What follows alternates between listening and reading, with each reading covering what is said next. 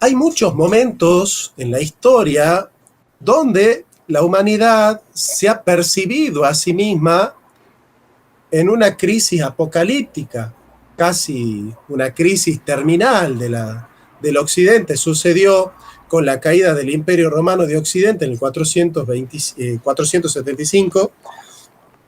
Agustín escribe La ciudad de Dios como diciendo, bueno, ha muerto la ciudad del hombre, que es Roma, nos queda la ciudad de Dios, que es la iglesia, ¿no? El reino de los cielos. Desde ese punto de vista, la mirada de Agustín es una mirada un poco apocalíptica, ¿no? Acerca del fin de la historia.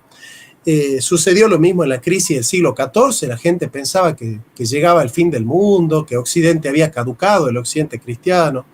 Pasó con la llegada de la Reforma,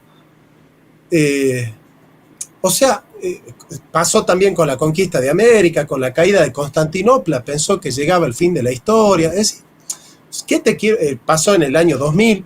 Lo que te quiero decir yo es que el ser humano es muy proclive a que cuando se resienten los cimientos de la civilización en la que habita, bueno, tenga sentimiento apocalíptico. No por nada, en medio de la pandemia, han empezado a triunfar tanto estos programas apocalípticos del fin del mundo, de que se acaba la historia, de que todo se va a destruir.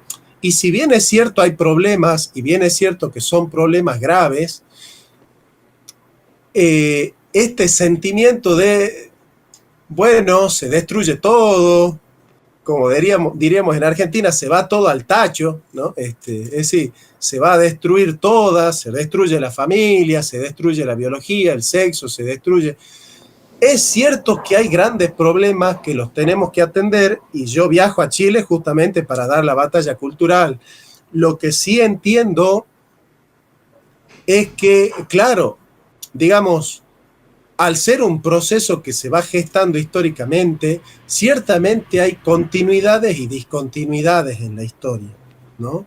Sí, en la historia no hay rupturas totalmente radicales o discontinuidades absolutas, sino que hay continuidades dentro de las discontinuidades y discontinuidades dentro de las continuidades. Entonces, ya, por ejemplo, ¿no? Francis Bacon escribe Novum Organon, una nueva lógica, y digamos, los papas católicos escriben, por ejemplo, León XIII escribe la Rerum Novarum, las nuevas cosas, ¿no? Entonces, de alguna u otra manera, hay una cierta conciencia histórica en el hombre que cuando se resienten los cimientos de su civilización, él siente que estamos ante los últimos estertores de la civilización occidental. Entonces, no ha faltado quien, con una visión un poco tanática, declara la muerte de algo, ¿no? La muerte del hombre, Foucault, la muerte de la naturaleza, Ortega, la muerte de Dios, Nietzsche, la muerte de la historia, Fukuyama, la muerte del criterio, la muerte de la razón, la muerte de la filosofía, por ejemplo, ¿no? En Rorty, en el mismo Lacan.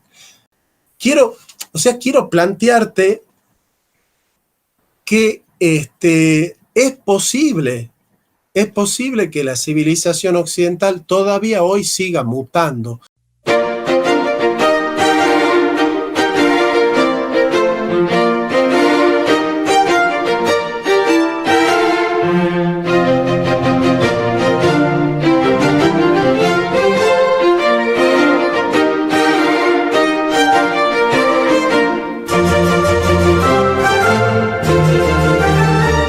Queridos patriotas, muy buenas noches, bienvenidos a un nuevo análisis semanal. Hoy día con un tremendo invitado vamos a conversar de estos temas que son los temas de mayor nivel e importancia del punto de vista de todo, porque cuando en la política uno discute en el nivel más bajo. Lo que discute en la política viene de niveles mucho más altos, que son el nivel, primero, claro, doctrinario, después ideológico, más arriba, filosófico, pero en la cima de todo esto están los niveles cosmogónicos, cosmológicos, teológicos, teogónicos y, claro, la cosmovisión. Para conversar de este y otros temas de este nivel de importancia, hoy día tengo el tremendo gusto de saludar al profesor Jonathan Ramos, profesor de filosofía y profesor también de teología de Argentina. Jonathan, un tremendo gusto tenerte en RCT Chile. Muy buenas noches. Muy buenas noches, Alexis. Sí, es un gusto para mí estar contigo y con toda tu audiencia. Así que muchas gracias por invitarme.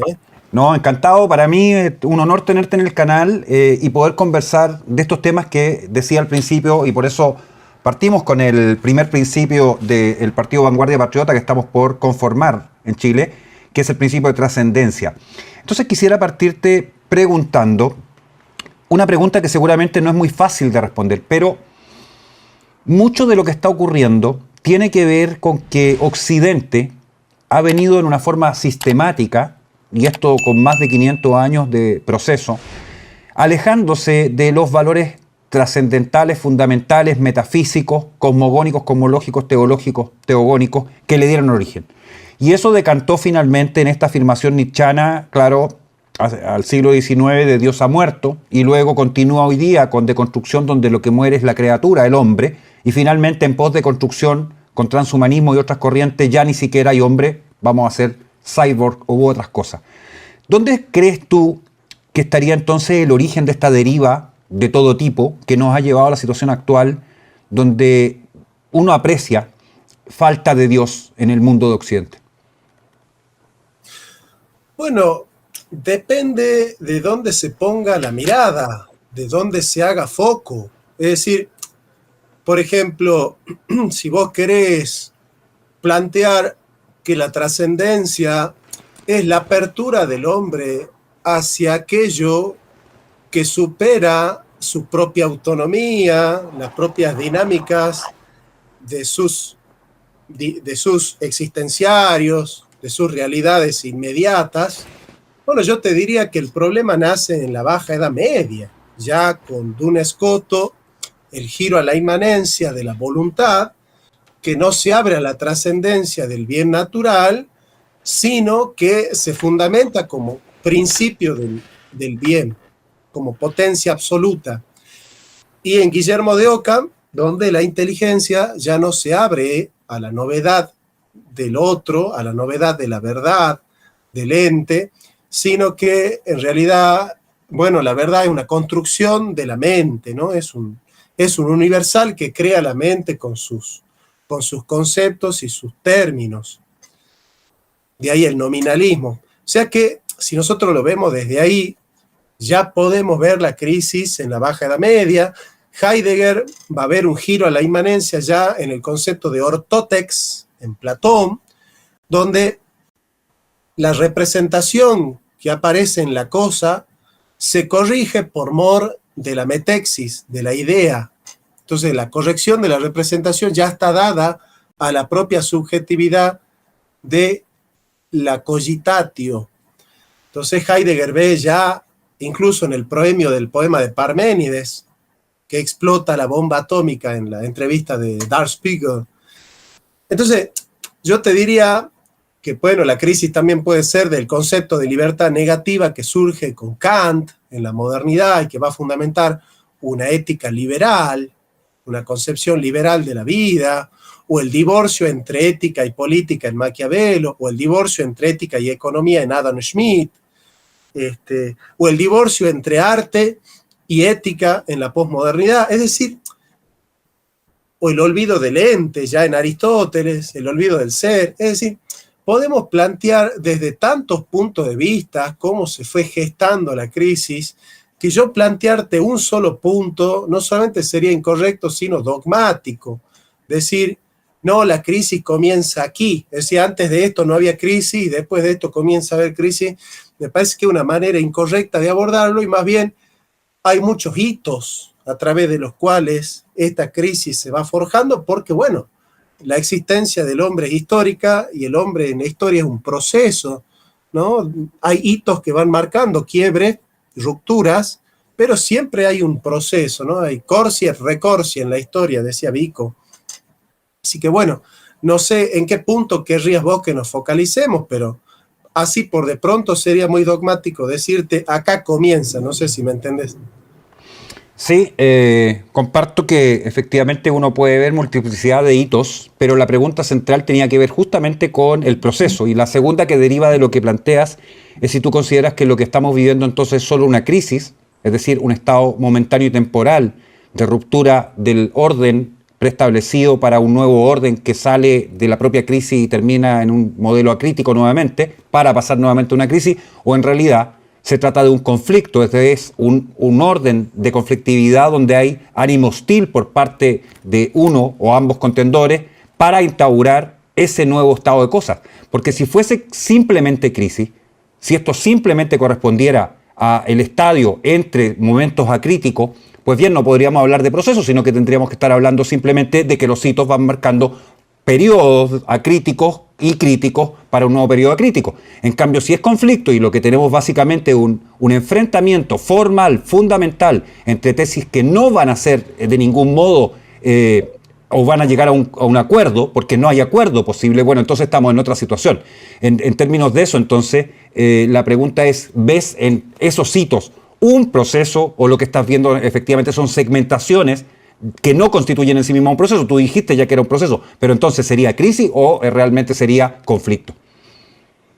Ya, hay una mirada medio caleidoscópica, ¿no?, de la historia, donde se van escabrando capas discursivas, capas analíticas al modo del arqueólogo, ¿no? Y se van viendo las crisis de determinados puntos de vista. Mirá, hay muchos momentos en la historia donde la humanidad se ha percibido a sí misma en una crisis apocalíptica, casi una crisis terminal del Occidente. Sucedió con la caída del Imperio Romano de Occidente en el 475. Agustín escribe La ciudad de Dios como diciendo, bueno, ha muerto la ciudad del hombre, que es Roma, nos queda la ciudad de Dios, que es la iglesia, ¿no?, el reino de los cielos. Desde ese punto de vista, la mirada de Agustín es una mirada un poco apocalíptica, ¿no?, acerca del fin de la historia. Sucedió lo mismo en la crisis del siglo XIV, la gente pensaba que llegaba el fin del mundo, que Occidente había caducado, el Occidente cristiano. Pasó con la llegada de la Reforma, pasó también con la conquista de América, con la caída de Constantinopla, pensó que llegaba el fin de la historia. Es decir, pasó en el año 2000.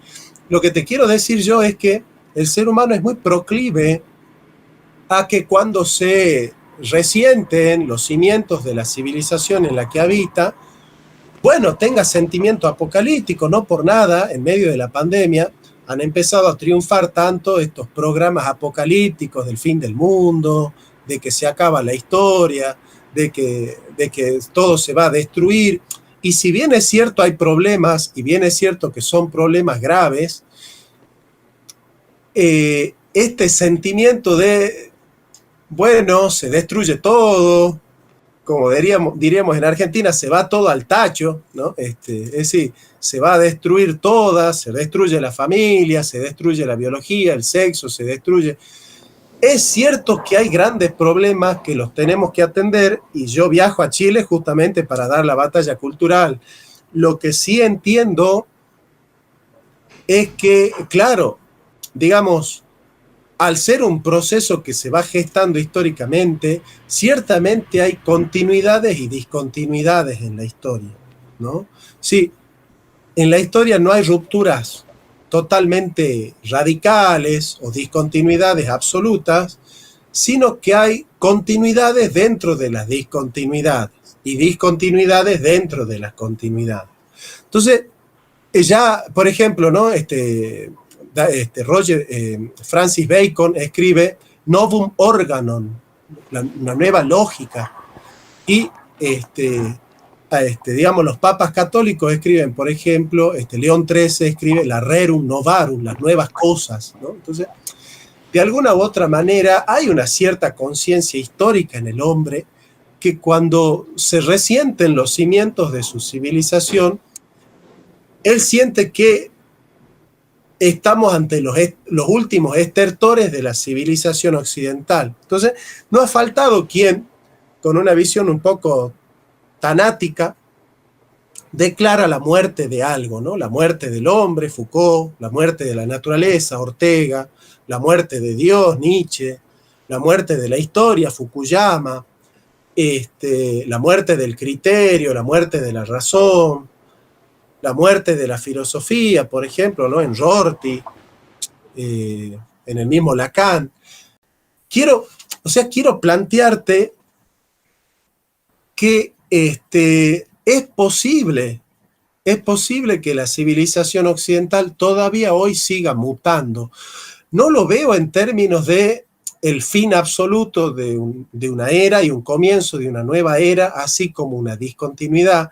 Siento yo que el ser humano también habita en ciertas persistencias históricas, y bueno, son esas persistencias históricas que nosotros llamamos tradición, a las que nosotros nos aferramos como una manera de seguir habitando el mundo, ¿no? Y ciertamente hay una cierta reacción frente al progresismo, donde el progresismo se coloca en la vanguardia y parecería que el cristianismo está en la retaguardia.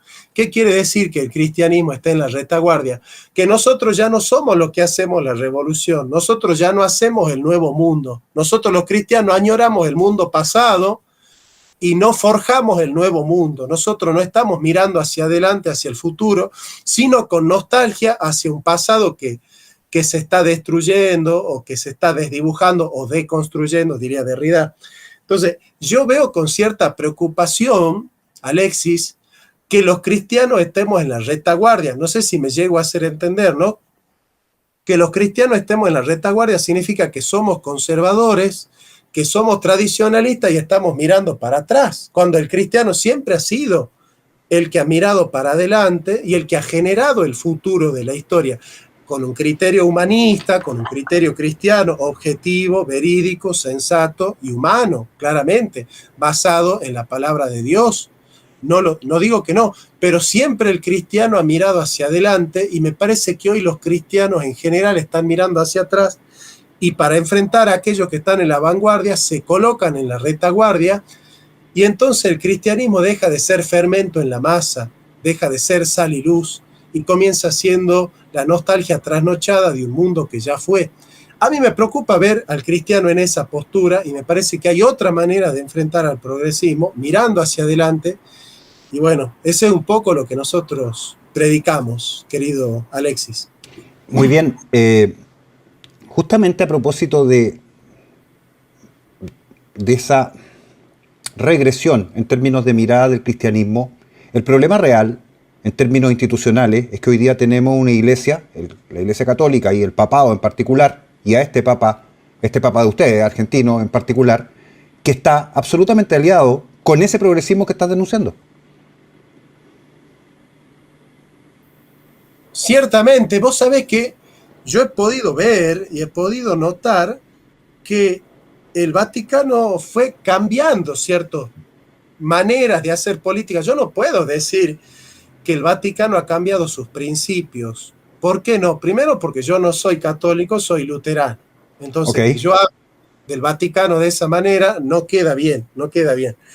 Y segundo, porque a mí no... Pero perdón, independiente de tu posición específica, uno puede ser objetivo respecto al análisis. No, y cuando tiene una iglesia que renuncia en términos doctrinarios a elementos que estuvieron presentes 2000 años dentro de la doctrina católica, claro que uno puede ser objetivo. No te lo niego. De hecho, yo me he pronunciado. Lo que sí, por respeto a tu audiencia, que puede ser católica en muchos aspectos, me quiero reservar ciertas críticas porque me parece que no es pertinente o no sería el lugar en el que yo lance así una crítica al Vaticano, porque alguien católico va a decir, ¿y este quién es para venir a criticar a mi iglesia? ¿No? Sin embargo, sí noto que hay un cierto guiño a la Agenda 2030, a ciertos elementos de la inoculación de algunos líquidos extraños que han sido realmente aceptados y totalmente predicados por el líder universal de la Iglesia Católica, llamado el Papa. Y cierta manera es ese tipo de actitudes un tanto coqueteando con el progresismo, coqueteando con la nueva izquierda, coqueteando con el globalismo, ciertamente me ha causado impresión porque yo hubiese dicho, bueno, si él no se la quiere jugar como nos estamos jugando nosotros en contra del globalismo, bueno, por lo menos que no se pronuncie. Claro. Al menos que guarde silencio, pero que se pronuncie a favor de la inoculación, que se pronuncie a favor de la Agenda 2030, a favor del globalismo. Bueno, ahí sí me ha resultado bastante extraño que acá en Argentina haya sacado a muchos obispos que eran conservadores y haya puesto obispos de la liberación. Bueno, son señales que pueden ser interpretadas, pero bueno, yo no me animo a dictaminar el veredicto final. No sé si me entendés, por prudencia. Te entiendo absolutamente, pero entonces te cambio de escenario, y cuando miramos al lado del mundo protestante, pero esto es en amplio grado, porque voy a decir cosas específicas, y tiene a una iglesia anglicana que efectivamente no es exactamente ni luterana ni protestante sensu stricto, ¿no? Pero está considerada dentro de ese mundo, y está aceptando, por ejemplo, y es solo un ejemplo, que se nombre obispos mujeres, por ponerte un ejemplo. Entonces, ambas vertientes, y no estoy diciendo que exactamente la iglesia luterana esté en eso, pero ambas vertientes, si se quiere, menos quizás en el mundo ortodoxo, terminan concediendo aspectos que son esenciales en doctrina hacia esta idea del progresismo. Y ahí está la pregunta más en genérico, para que no tengas que efectivamente hacer una crítica desde tu particular definición religiosa hacia otra, sino que ahora más bien en general. Mirá, ahora sí te lo voy a decir con toda calma, esta crítica, así sin reserva al mundo protestante en general. Mira, yo vengo del seno de una familia metodista. Ciertamente el metodismo siempre se ha ufanado por ser progre. Es decir, es la primera iglesia que tuvo un obispo mujer, Nelly Ricci, la primera iglesia en casar homosexuales, la primera iglesia en defender la despenalización del aborto, la ideología de género, es la primera iglesia en traducir una Biblia para el homosexual. Es decir, si ustedes quieren saber cuáles son los planes del diablo, revisen la agenda de la iglesia metodista. Okay. Sí, digamos, los planes del diablo para adelante tienen que estudiar la agenda de la iglesia metodista. Y vos fijate algo curioso que está pasando en la iglesia. Yo hablo de la iglesia argentina, que es la que yo conozco, ¿no? No voy a hablar de otra que no conozco. La iglesia razona así, dice, bueno, nosotros tenemos que ayornarnos. Fíjate, la palabra ayornarse es muy curiosa porque viene de giorno, que significa el día. Entonces, ayornarse significa ponerse al día. Bueno, San Pablo diría, no sigan a la corriente de este mundo según el príncipe de la potestad del aire, ¿no? Bueno, parecería que la iglesia metodista plantea que la misión de la iglesia es seguir al príncipe de la potestad del aire, siguiendo la corriente de este mundo, digamos, ¿no? Bueno, en ese sentido me parece que la iglesia católica es más profética, en el sentido de que la iglesia católica denuncia el curso moderno de la historia, no se acomoda a ese curso, aunque algunos leen que el Concilio Vaticano II es una especie de rendición de la iglesia frente al mundo moderno, ¿no? ¿No es tu mirada esa, Jonathan? ¿Qué crees del Concilio Vaticano II? ¿Qué crees de la iglesia postconciliar? Mira, disculpa, y vuelvo de nuevo a preguntarte sobre el catolicismo en particular, pero lo mencionaste tú. Yo voy a seguir con el protestantismo, pero hago este paréntesis para responder a tu pregunta. Considero yo, digamos, yo sigo la tesis de Benedicto XVI, la tesis de la continuidad. Okay. Para mí hay una cierta continuidad entre la tradición tridentina y el Vaticano II, pero ciertamente el Vaticano II abrió las puertas o las ventanas al mundo moderno y se han colado ciertas cosas en la iglesia que efectivamente la han infectado de progresismo, ¿no? Y hoy ya la teología de la liberación ya no tiene en la iglesia muchos resortes para ser combatida, más bien parecería que todo obispo se ve obligado a aceptar o a tolerar, esa palabra bien progre, es tolerar la teología de la liberación. Iba a decir la teología de la prosperidad, ese es el cáncer de la iglesia protestante. Okay. Y razona así la iglesia metodista, dice, nosotros tenemos que adaptarnos al mundo para que así el mundo pueda venir a nosotros y tener una especie de puente, de llegada, de alguna, diría Vygotsky, zona de desarrollo próximo, ¿no? FDP. Pero fíjate vos que esta idea ha ido en detrimento de la propia intención de la iglesia, porque imagínate una persona que se mete en la iglesia, que acude a la iglesia para que la iglesia le diga lo mismo que le dice la televisión, la radio, la televisión, Facebook, Twitter y Netflix, digamos. ¿Vos irías a una iglesia para que la iglesia te diga que todo lo que hace el mundo está bien? Me parecería muy curioso, porque de pronto yo diría, y bueno, pero ¿para qué voy a una iglesia si en la iglesia me van a decir que yo tengo que irme al mundo? Claro, entonces, obvio. de alguna u otra manera, termina cediendo a la gente a decir, bueno, pero a ver, si vos me decís que todo lo que pasa en el mundo y el curso del mundo está bien, bueno, a ver, pues yo no vengo a la iglesia que vos me digas eso. Entonces termina esa gente yendo a iglesias más conservadoras, que curiosamente las iglesias conservadoras terminan siendo proféticas porque denuncian el pecado, ¿no? Esa es la profecía, ser profeta es denunciar la injusticia y el pecado, ¿no? y la inmoralidad. Y en ese sentido yo considero, siendo protestante, que el rol de la Iglesia Católica en la actualidad es un rol profético. Lamentablemente el Papa no está ejerciendo ese rol profético de denuncia frente al pecado y al rumbo que está llevando la Iglesia en el mundo, ¿no? Lamentablemente no es un profeta el Papa, ¿no? Será Papa, pero no es un profeta. Nosotros necesitamos que el Papa sea un profeta. Ahora, es bien interesante cuando planteas que tú tienes una mirada de cómo hacer que el cristianismo, hablemos de eso absolutamente en genérico, vuelva a ser vanguardia. Y esto me gustaría mucho que lo trataras de explicar, por favor. ¿Cómo no? Con todo gusto. Que el cristianismo vuelva a ser vanguardia significa que nosotros tenemos principios en el cristianismo, en la Biblia y en la tradición de la iglesia cristiana, en todas sus buenas vertientes, principios para humanizarlo al hombre. Yo te voy a poner un ejemplo clarísimo que es el que yo conozco. Aquí en Salta, provincia del noroeste argentino, nosotros tuvimos un obispo que se llamó Monseñor Roberto Tabela. Roberto Tabela tomó los principios de la doctrina social de la iglesia y comenzó a abrir todas las universidades que hay en Salta y a generar el Instituto de Humanidades y el Instituto de Investigaciones Históricas y el Instituto de Revisionismo Histórico y hacer una revolución cultural y a pavimentar las calles y a organizar sindicatos. Ha generado un progreso moderno en Salta. Y la iglesia y Salta llegó a la modernidad gracias a la Iglesia Católica. ¿Qué me contás? Entonces vos fijate cómo Monseñor Tabela ha generado un progreso y un desarrollo mirando hacia el futuro, ha humanizado al salteño. Y nosotros los salteños tenemos 2 universidades gracias a Monseñor Tabela. Vos decime, ¿Monseñor Tabela estaba añorando la sociedad colonial o estaba mirando hacia el futuro con principios cristianos? Bueno, yo creo que estudiar la vida y la obra de Monseñor Tabela, que es lo que yo conozco, me permite entender que la Iglesia Católica no es conservadora en el sentido de que mira hacia atrás tratando de conservar lo que ya fue.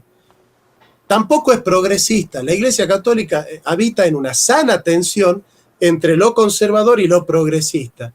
Y escribe Populorum Progressio, el progreso de los pueblos. La Iglesia Católica está deseando el progreso, anhela el progreso y mira hacia adelante. Quien pone las manos en el arado y mira hacia atrás no es digno de seguirme, dice Jesús. Entonces, poner al arado y mirar hacia adelante es que nosotros buscamos el progreso. Claro, ¿qué es el progreso? Sí, claro, es que ahí vamos a tener que entrar justamente, Jonathan, en esa explicación que es muy importante respecto a la deformación de la noción de progreso en cristianismo por todo el progresismo posterior.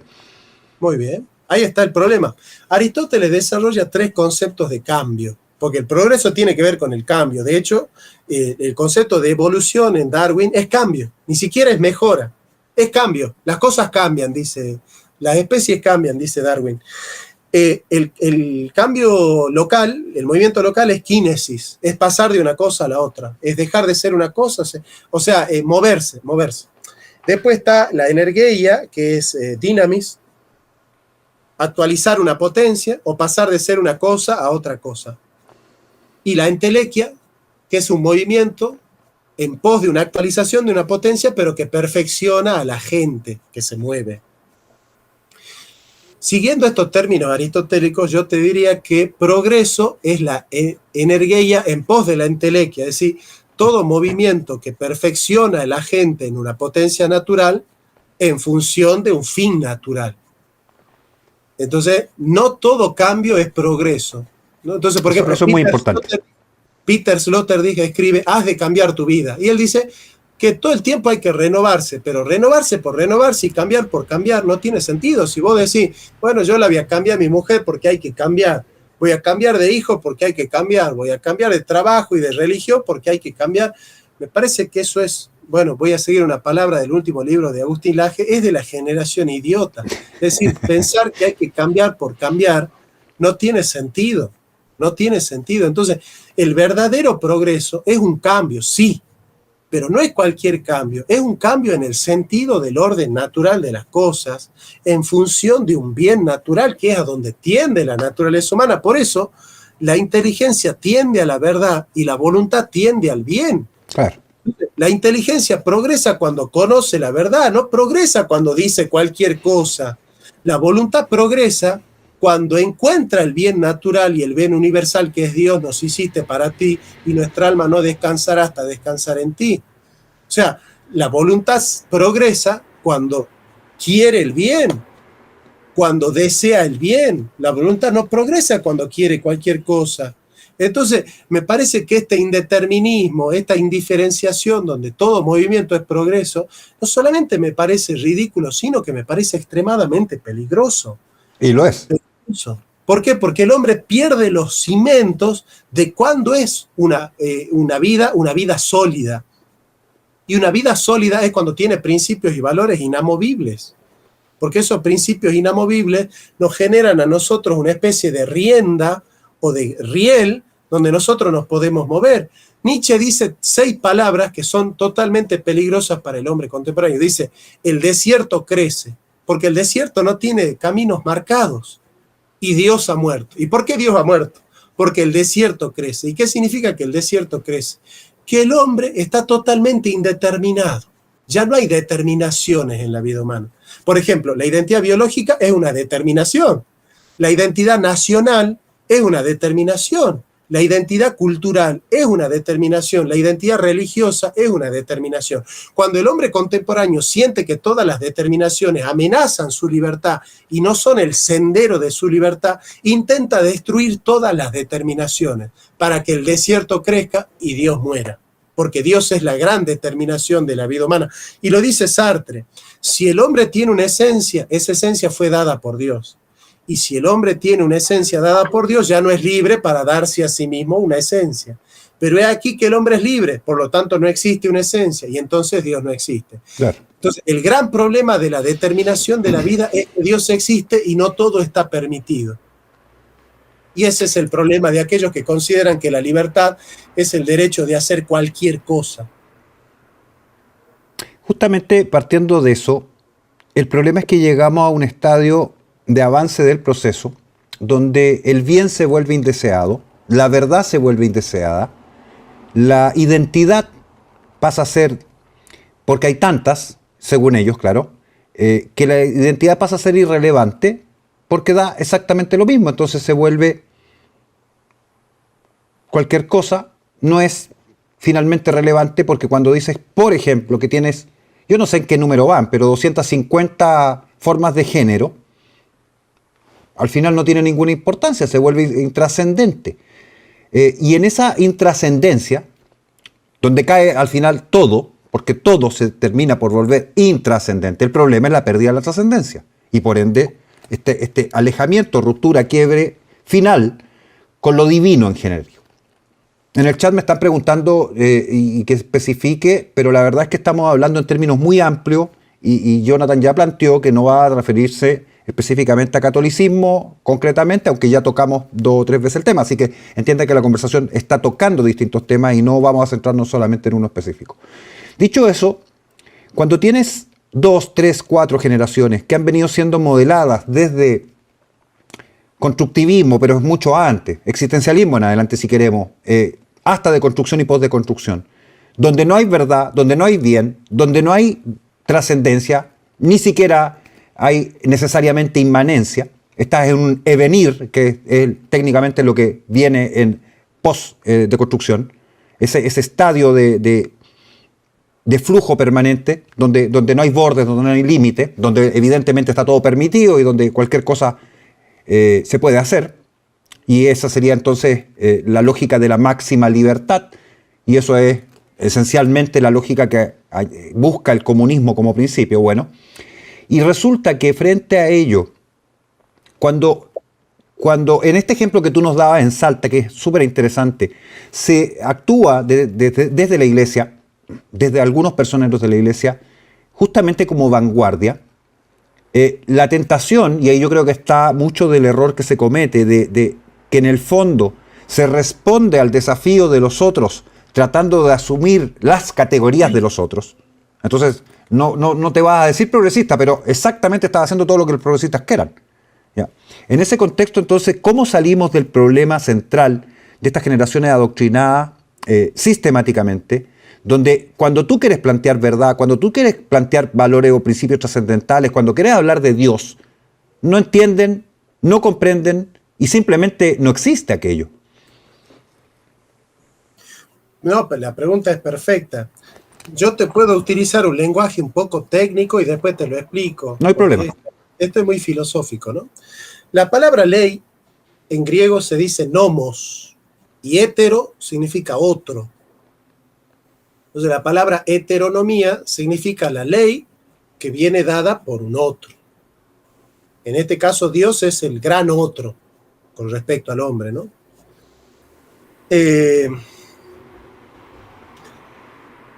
Y la modernidad se ha visto en una encrucijada con respecto a la ley dada por el otro. La ley dada por el otro es la identidad que tiene el ser humano, la identidad natural, el orden biológico, la identidad biológica. Esa es la ley dada por el otro. Esa ley dada por el otro puede ser concebida de dos maneras. La ley que viene dada, la ley inserta, lo dado, ¿no? La dialéctica entre lo dado y lo adquirido. Lo dado, la heteronomía puede ser concebida como extrínseca o como inmanente. Si yo la considero extrínseca, significa que todas las leyes que están en mis miembros, que toda mi pura identidad, no es el sentido de mi desarrollo, no es el sendero de mi libertad, no es el camino de mi progreso, no es la marca de mi destino, no es el sendero de mi perfección, no es la causa final, sino que es una amenaza de mi libertad, es una determinación de mi libertad, es algo que me coarta, que me determina y que me impide elicitar mi voluntad libremente. Entonces, si mi identidad no es el sendero de mi libertad, sino que es una amenaza para mi libertad, es una tenaza de mi libertad, esa heteronomía es extrínseca. Está fuera de mi libertad y no está hecha para mi libertad. Esa concepción es la concepción de Kant. Toda ley dada por otro, ya sea una autoridad religiosa o una autoridad divina, toda ley dada por otro, ajena a la propia inmanencia de la voluntad que como razón práctica elicita su máxima kantiana, obra de tal manera que la máxima que mueva tu conducta puede ser comprendida como máxima para todos. Toda autoridad es en contra de la libertad. O sea que la libertad está reñida con la autoridad de los padres, la autoridad de la iglesia, que es la que Kant necesita destruir, es un ilustrado, y la autoridad de la tradición. La autoridad de la tradición. Entonces, el padre transmite la tradición, entonces no tienen que tener autoridad los padres. El maestro transmite la tradición, no tiene que tener autoridad el maestro. Freire. El cura transmite la tradición religiosa, no tiene que tener autoridad el cura. Cada vez que alguien tiene autoridad para transmitir una tradición, es una amenaza para mi libertad. Mi libertad consiste en estar en contra de la tradición y en contra de la autoridad. Es el proyecto de Kant, ¿no? Así es. Entonces, la autonomía de Kant no es una autonomía libre en cuanto recoge la tradición, recoge la autoridad, recoge la ley de Dios. se considera que la ley de Dios está en contra de la libertad del hombre, que el hombre, cuando cumple la ley de Dios, en vez de ser libre, está coartado en su Claro. libertad. De ahí viene Freud a decir que la ley del super yo, que es la ley del padre, lo neurotiza al hombre. Entonces el hombre se tiene que emancipar de la ley del padre y matarlo al padre. Ese el Edipo es matarlo al padre. Así es. Entonces, al matarlo al padre, el hombre es libre y se construye en sujeto deseante. Pero fíjate lo que está diciendo Freud, hay que matarlo al padre, es decir, hay que matar el concepto de autoridad, porque el concepto de autoridad no me realiza. Entonces, lo que dice el cristianismo en el capítulo 13 de la Carta de los Romanos es: sométase toda persona a la autoridad, porque no hay autoridad si no es dada por Dios. Lo que está diciendo la Biblia es que el cristiano se desarrolla en la autoridad, en el sentido de la autoridad. Y yo, cuando cumplo los mandamientos, no soy un neurótico reprimido, censurado y totalmente esquizofrénico.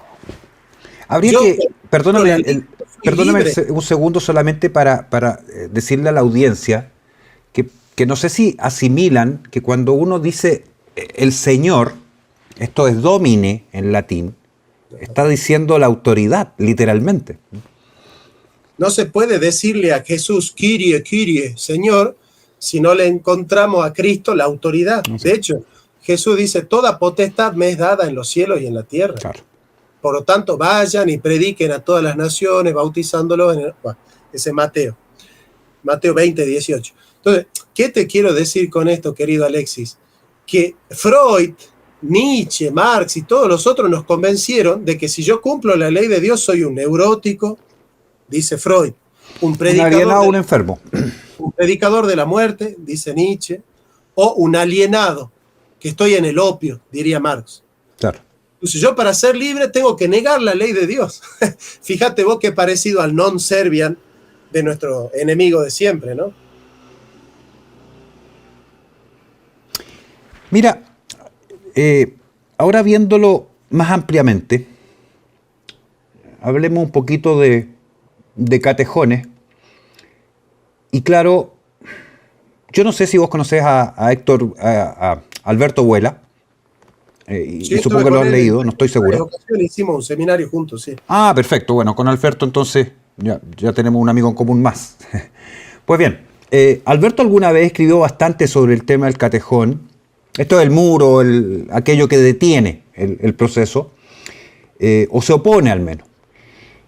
Y cuando uno mira el fenómeno religioso, y ahora estoy hablando muy más en extenso, no estoy refiriéndome al cristianismo en particular, al fenómeno de lo religioso, lo que ha venido ocurriendo y que es muy interesante desde la antropología, desde la arqueología, y esto a partir particularmente de las excavaciones en Göbekli Tepe, en Turquía, este sitio que es límite entre paleolítico y neolítico, 10.800 años, que es un templo arqueoastronómicamente orientado, que está hecho por una cultura que se desconoce, que es uno de, yo diría, decenas de templos similares que se hicieron en el rango de 10.800 hasta 6.000 años antes de Cristo, mucho previo a la aparición de la agricultura, a la aparición de la ciudad, a la aparición de la cerámica incluso.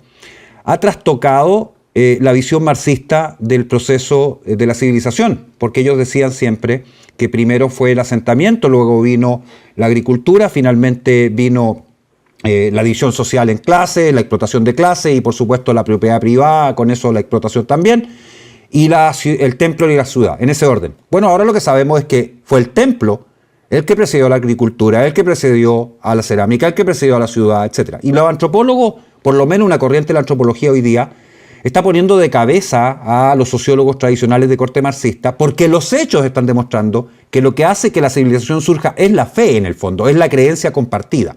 Y como catejón del proceso entonces, hoy día hay religiones, y voy a mencionar una que justamente es aquella que genera conflicto por justamente algunos niveles radicales que tiene, pero que actúa en definitiva como catejón de la modernidad en estos términos que estamos hablando, el Islam. ¿Qué opinas de eso? Bueno, ciertamente, de hecho, la palabra religión es religar, unir, es simbólica en el sentido de que une lo fracturado. Y lo contrario de símbolon es diabolon, que es separar. El enemigo separa, divide, fragmenta.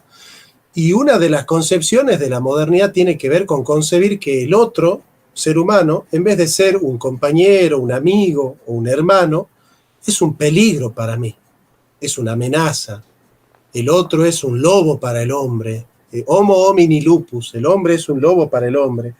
Es una amenaza. Él me quiere robar mi propiedad privada, dice Adam Smith, y nace el liberalismo. Él me quiere matar, ahí nace el Leviatán de Hobbes. Así es. Él me quiere mentir, él me quiere la dialéctica del amo y el esclavo en Hegel. Es decir, el otro es concebido como una amenaza, como un peligro, ¿no?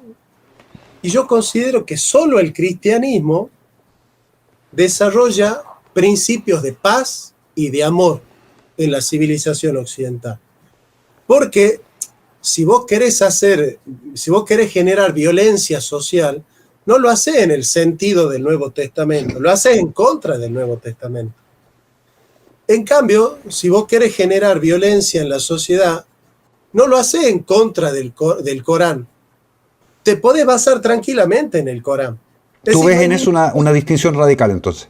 No hay ningún texto del Nuevo Testamento que justifique la violencia. Yo no conozco ningún texto del Nuevo Testamento que mande a Jesús a ser violento. Todo lo contrario. Entonces, si un cristiano desea la violencia y plantea la violencia, por eso yo estoy en contra de la libre portación de armas. Yo estoy absolutamente en contra de la libre portación de armas porque genera latencia donde no existe. Por ejemplo, la latencia de que mueran más personas. Y crea violencia incluso donde no la hay. Bueno, siguiendo esta línea, yo considero que la paz social, la armonía social y la amistad social son principios de la vida social. Entonces, como dice Aristóteles, el otro hombre para mí no es un lobo, es un amigo. O en todo caso, el hombre para el hombre es otro hombre, es un hombre, ¿no? Pero siempre el hombre para mí es una oportunidad, porque yo soy un ser político que me completo con el otro. Entonces, la libertad del zorro para el liberalismo, la libertad es la libertad del zorro, la libertad de algunos para hacer negocios. Pero no existe la libertad en el country. Encerrado en el country nadie es libre. Entonces, solamente un individuo es libre cuando la comunidad es libre. Y la comunidad es libre cuando se practican principios de la vida social, que son la justicia social, la paz social y la amistad social. En esa concordia es que se puede hablar de una comunidad organizada que tiene una identidad patriótica, nacional, con principios y valores de hermandad, que es un nacionalismo de paz y amor, abierto al diálogo con los otros hermanos de la nación hispanoamericana. Esa es la diferencia entre el nacionalismo europeo, que es xenófobo y chauvinista, y el nacionalismo continental de la patria grande, que somos nosotros. ¿Por qué? Porque mi nacionalismo argentino no me manda a enfrentarme con el chileno, ni con el boliviano, ni el paraguayo. En cambio, el nacionalismo de Inglaterra está en contra del español, el español en contra del francés. Es que son imperialismo en realidad, no son nacionalismo. Son imperialismo, son chauvinismo. Entonces, el nacionalismo latinoamericano, hispanoamericano, es un nacionalismo de concordia, no es un nacionalismo de así debe ser. Y así tiene que ser. Pero no me respondiste una radicalidad de diferencia fundamental entre Islam y cristianismo, y efectivamente la comparto desde el punto de vista de la cita, estoy de acuerdo. Pero justamente lo que ocurre y por qué el Islam porque ha continuado expandiéndose, y esto es un dato que se puede verificar, es por justamente esa radicalidad, independiente del problema central que plantea respecto a la violencia que está inserta, ¿no? ¿Sabes cuál es el arma más poderosa que tienen los islamitas, los islámicos, los musulmanes? El arma biológica. Claro, pero eso también se podría decir de otras armas biológicas que hay en curso. La India acaba de superar a China en cantidad de población. Los chinos podrían reclamar entonces que lo mismo están haciendo los hindúes. Sí, lo que pasa es que en Europa no tienen chicos, no tienen familia. Eso ha sido un proyecto muy, muy bien trazado en Europa, de devastar la demografía. Así es. Yo creo que Lucas Carena ha explicado muy bien eso en un programa. Yo comparto todo eso. Si mi pregunta, porque esos son los efectos de carácter práctico. Cuando uno lo mira en términos de capacidad de resiliencia, resistencia, defensa y contraofensiva respecto al proyecto de la posmodernidad en su conjunto, pues bien, los islámicos son mucho más resilientes. Y eso es un hecho. Independiente de que te comparto absolutamente contigo los motivos por los cuales adicionalmente es un peligro. Entonces, cuando lo retrotraigo a cristianismo, nuevamente en su expresión general, hay un problema también de una pérdida de fibra en los cristianos, de una pérdida de voluntad, de una pérdida de certeza, por supuesto, y de una pérdida de la capacidad de entre heroísmo y martirio, ¿no? Porque si bien es cierto se sigue asesinando a sacerdotes de distintos signos cristianos en todo el mundo, el problema no lo tenemos ahí, el problema lo tenemos justamente en la población seglar que cada día asiste menos a la iglesia, por ejemplo, etc. Y lo otro es el ascenso, por supuesto, dentro de las corrientes cristianas, en Chile, por ejemplo, del mundo evangélico, que tiene una capacidad de penetración a nivel de sectores de niveles de ingreso medio y bajo mucho más alta de lo que está teniendo el catolicismo, que va perdiendo cada vez más gente allí, por ejemplo. Entonces, lo que miro en el Islam en definitiva, y por eso lo traigo a colación en esto, es porque al final del día, cualquier proyecto metafísico y del orden que sea, es un proyecto que el modelo en curso tiene que derrotar. Y eso incluye todas las religiones, da lo mismo cuál. Entonces, ahí a eso te quería llevar en realidad.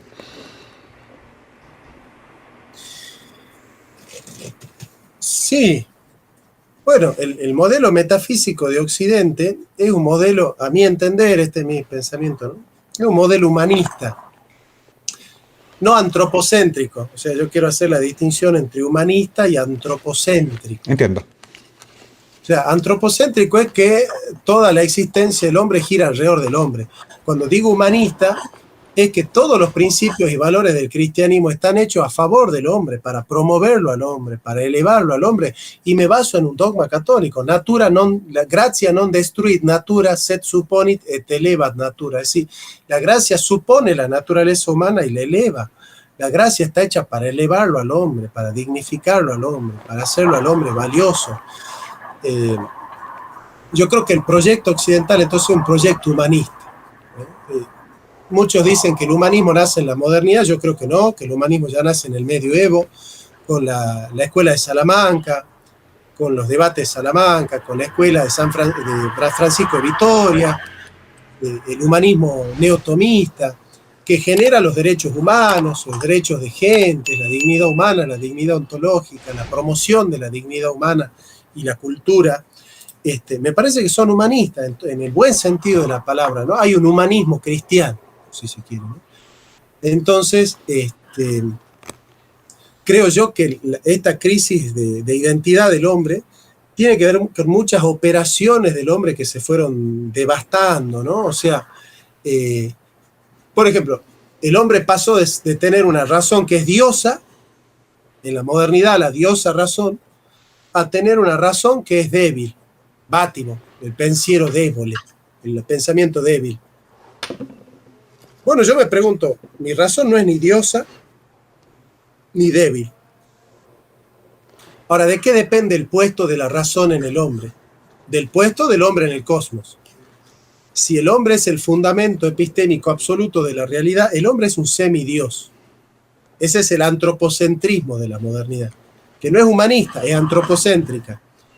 Y si el hombre es un mono evolucionado, que tiene cambios accidentales con respecto a la creación, y realmente no tiene una dignidad muy grande. Entonces, si yo te pregunto, ¿por qué el hombre tiene valor como ser humano?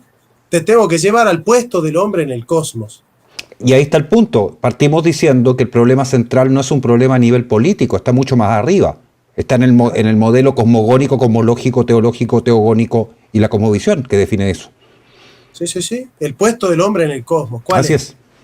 O sea, vos tenés tres proyectos: el cristiano, el griego y el evolucionista, el materialista. El materialismo en todas sus versiones dice que el hombre, con respecto al animal, tiene una diferencia cuantitativa, pero no cualitativa. Perdón, cuantitativa. Cuantitativa. La postura griega es que el hombre tiene una diferencia cualitativa, pero no es ontológica. El hombre es un animal racional, o sea, la racionalidad es diferencia específica. La única que plantea que la diferencia del hombre con el animal es cuantitativa y cualitativa de un salto ontológico es el cristianismo. ¿Por qué? Porque el animal tiene alma sensitiva, pero no tiene alma espiritual. El único ser que tiene alma espiritual es el ser humano por dos razones. Porque fue creado a imagen y semejanza de Dios, porque su potencia natural es una operación espiritual que es la razonabilidad, y el hombre es valioso porque la sangre de Cristo se lo redimió. Entonces, toda acción humana repercute en la eternidad. Ese es el principio del cristianismo. Toda acción humana repercute en la eternidad. Es una acción que tiene sesgos de eternidad, que tiene rastros de eternidad. Es por eso que la dignidad del hombre es absoluta. Sin el cristianismo, yo no podría plantear que la dignidad del hombre es absoluta y que el valor de la vida humana es sagrado. Cuando yo digo que es sagrado, es que el hombre es intocable. Que el hombre es intocable. Bueno, eso es lo que está en crisis, eso es lo que está en valor, eso es lo que está en peligro. Nos vamos a enfrentar, y está en curso, a dos hechos que son, a mi juicio, absolutamente trascendentales. El primero, claro, es el proyecto que Miklos Luka ha venido denunciando ampliamente, y no solo él, en términos de transhumanismo, post-deconstrucción. El segundo, que es un hecho en curso, yo no sé si te enteraste esta semana qué pasó, varios radioastrónomos acaban de señalar que se están recibiendo transmisiones que ya determinan son de carácter inteligente. Esto podría estar en discusión, pero más allá del dato particular, el hecho es que en algún momento, dentro de un futuro próximo, vamos a tener cierta constatación de la existencia formal, en términos científicos al menos, de vida inteligente en otros lugares del cosmos. Y esos son dos hechos que están en curso. Mi pregunta ahí entonces, y con esto me gustaría ir terminando, porque es una pregunta para dejarla un poco abierta, viene algo de especulación en lo que seguramente te estoy preguntando, ¿no? ¿Cuál va a ser, crees tú, en ese momento, no tanto frente al transhumanismo, porque en eso ya hay líneas de contradiscurso operantes, pero sí del punto de vista religioso y particularmente cristiano, la mirada que va a surgir en el evento de que efectivamente se constate la existencia de otras civilizaciones, voy a decirlo de esa manera, en el universo? Mira, no cambia la especificidad de la dignidad humana porque haya seres vivos en otro planeta. No porque... Es decir, la Biblia comienza con una letra en hebreo que tiene esta forma, que es la Bet. Bereshit bara Elohim. Correcto, casa en jeroglífico egipcio, de ahí viene. Es casa, pero tiene la limitación de que no revela lo que sucede en el cielo, ni lo que pasó antes de la creación, ni debajo en el infierno. O sea, de la creación para adelante, la Bereshit revela la historia del ser humano, la historia salvífica del ser humano. Entonces, la Biblia fue hecha para revelarle al hombre el plan de la salvación. Que de ahí el hombre y la iglesia haya creado una cosmogonía, es cierto, pero la Biblia no es un libro de cosmogonía, es el testimonio de la historia de la salvación. En ese sentido, que se incorpore al elemento de la historia de la salvación datos de que Dios quiso crear otros seres en otro planeta, eso no altera el plan de la salvación.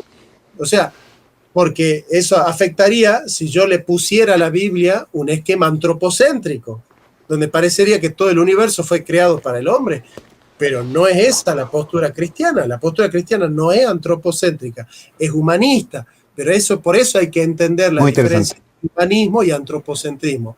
Nosotros los cristianos somos humanistas, pero no somos antropocéntricos. O sea, el humanismo depende del teocentrismo, porque ¿por qué el hombre tiene valor? Sino porque Dios lo ha creado a su imagen y semejanza y Cristo derramó su sangre por nosotros. Correcto. Es decir, yo soy humanista porque soy cristiano. Entonces, hay cristianos que piensan que el humanismo está en contra del cristianismo. No, hay ciertos humanistas ateos que están en contra del cristianismo.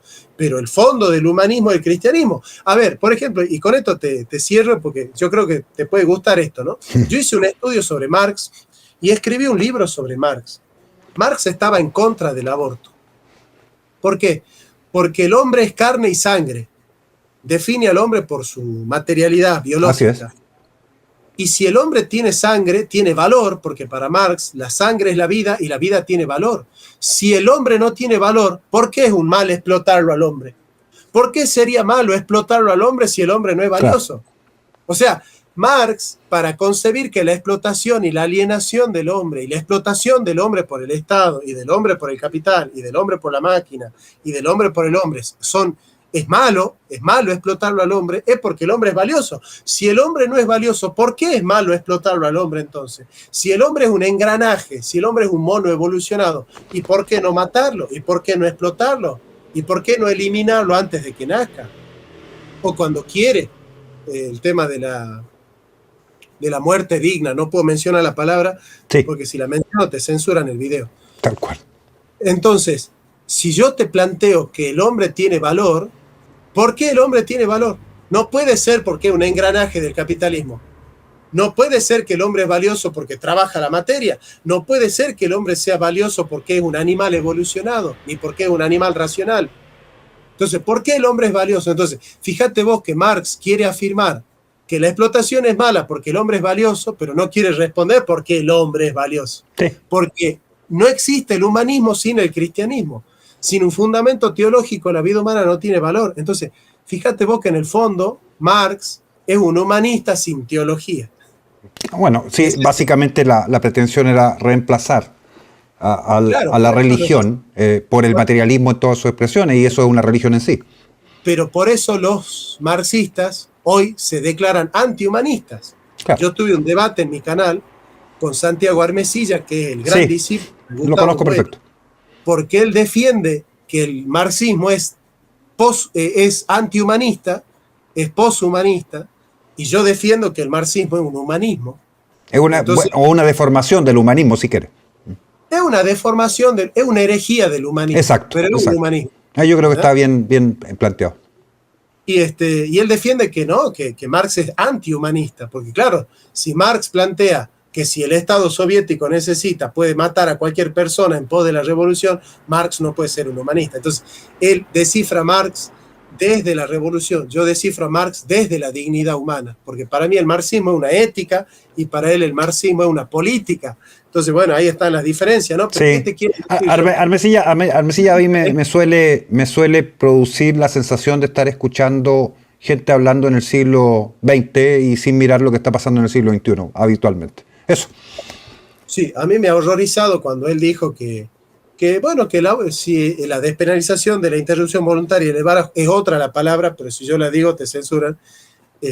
Tengo que decir así, despenalización de la interrupción voluntaria del embarazo y ya no te censuran. Pero es la palabra que comienza con A.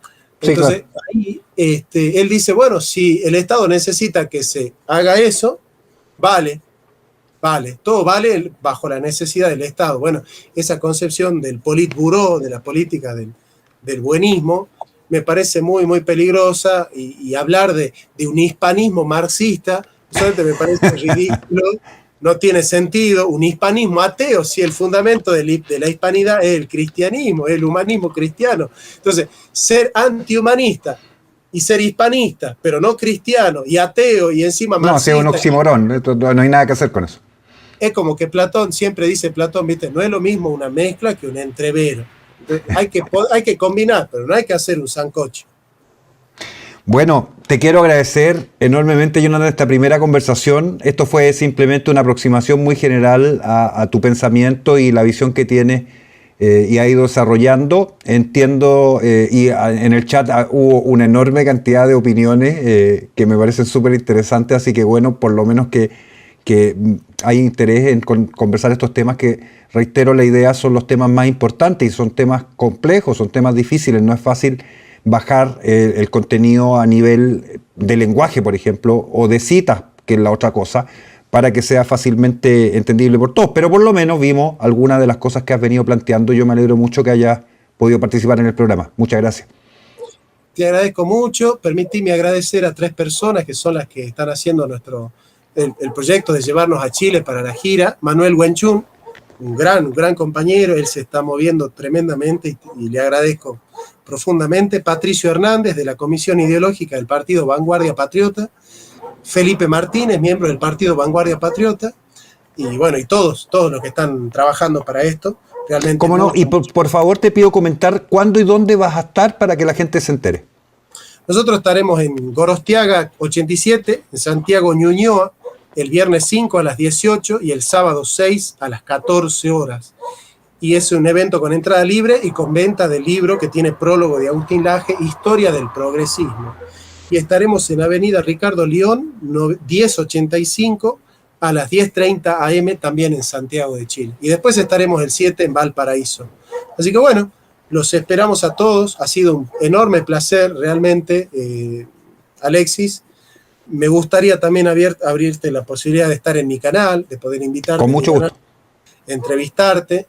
Y he disfrutado muchísimo la entrevista, así que te agradezco mucho. Un caluroso saludo a todos los hermanos de Chile, a toda tu audiencia, y gracias por haberme entrevistado. Realmente el nivel de la entrevista ha sido excelente y estoy más que conforme. Muchas gracias. Un abrazo, Jonathan, y nos vemos cuando vengas. Cordialmente invitado, y voy a coordinar con los chicos ahí en el PVP para poder recibirte personalmente. Te mando un gran abrazo. Muchas gracias. Sería un placer estrecharte en un abrazo. Gracias. ¿Cómo no?